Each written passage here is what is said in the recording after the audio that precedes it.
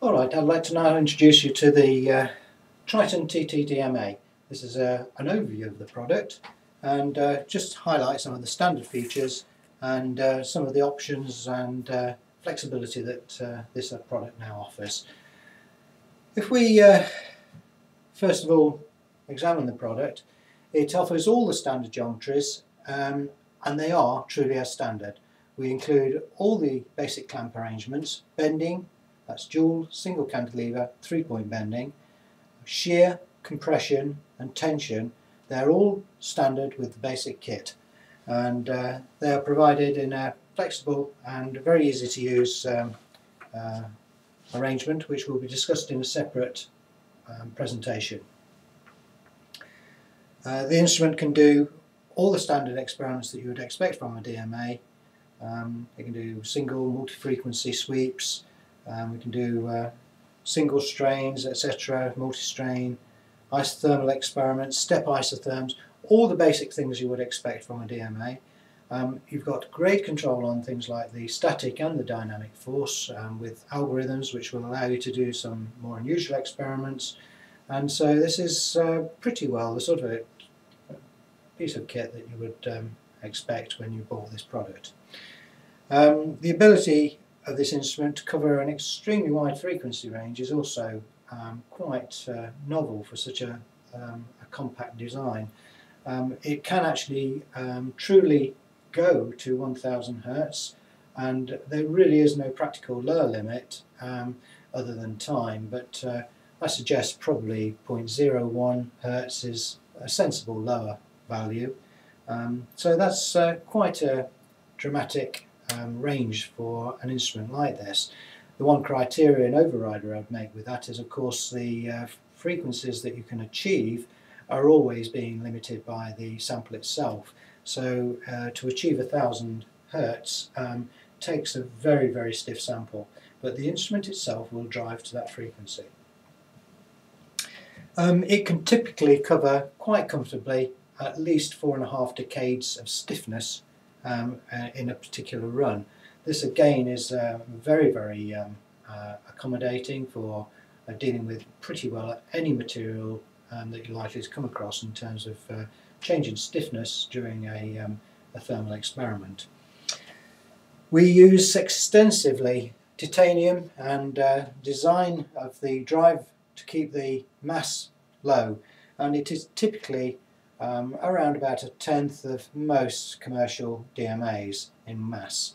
That is a very, very important consideration for inertia and temperature inside the system, and is evidenced by the fact that we can achieve such good frequency ranges, and also that we can cool down this instrument in a quite staggering manner.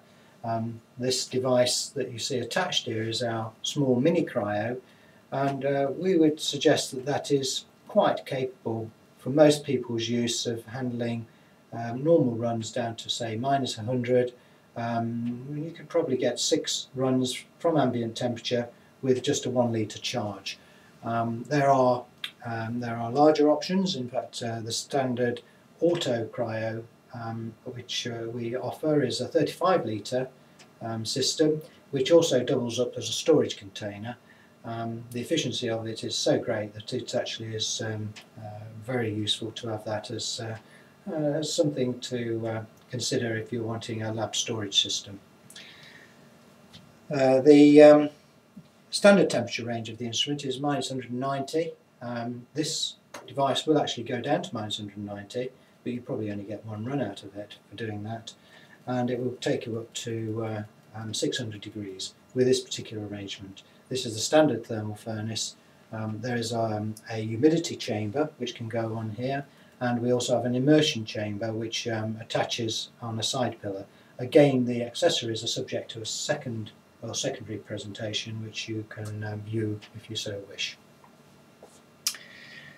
The software for this instrument is twofold. We have software in the normal conventional way, which drives the instrument from a small, in our case a very small PC in this instance, but it can be a normal desktop, and it will run pretty well on any Microsoft platform. It's the Triton laboratory software that we use.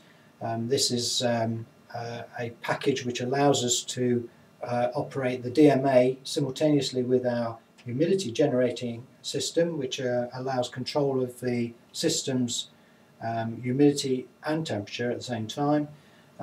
This is very useful if you want to study those sort of properties. The other software or firmware we have is the actual display, which is a status display, but also does have a great deal of control of the system, particularly once it's running, but also very useful when you're setting the experiments up. Again, this is a separate presentation, and I refer you to that if you want to see more detail on that. If I remove this for a moment, just put that out of the way. One of the things that is quite dramatic with this instrument and very unusual is that this assembly in the middle can disengage completely from the body of the electronic body of the instrument. This allows this to be placed in secondary instruments such as an FTIR, and it can be mounted very straightforwardly in most FTIR optical benches to allow simultaneous measurements of DMA data and FTIR data. This is something that has been done in the past, but it was less convenient because the instrument tended to have to be dismantled to put this part into the system. The other feature about this, of course, is that the head will change orientations, and this can be in any orientation from vertically up all the way to vertically down. That allows you to optimize for different experiment types.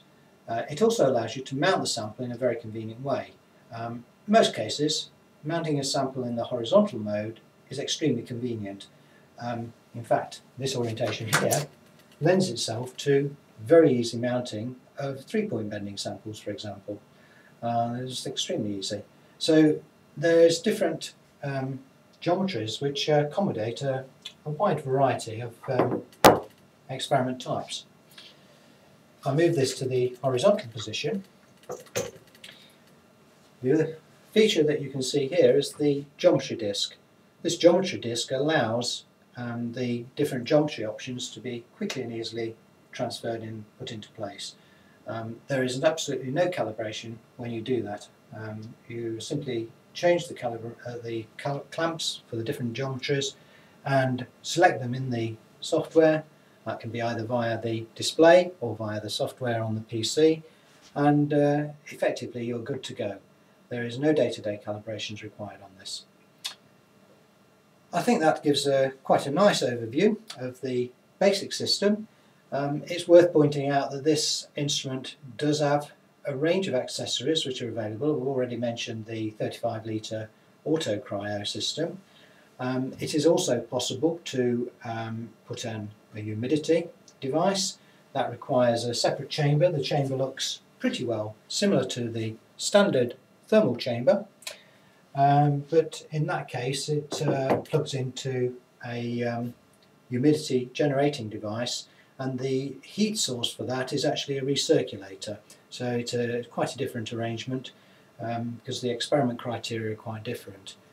The other option is the ability to immerse samples, and again there's an immersion accessory. These accessories and devices are also subject to a secondary presentation, and we can deal with that in those. I think that will do for the overview at this stage. The one thing that is well worth seeing after this overview is the more detailed description of the display itself, and I'd refer you to see that one next. Thank you very much.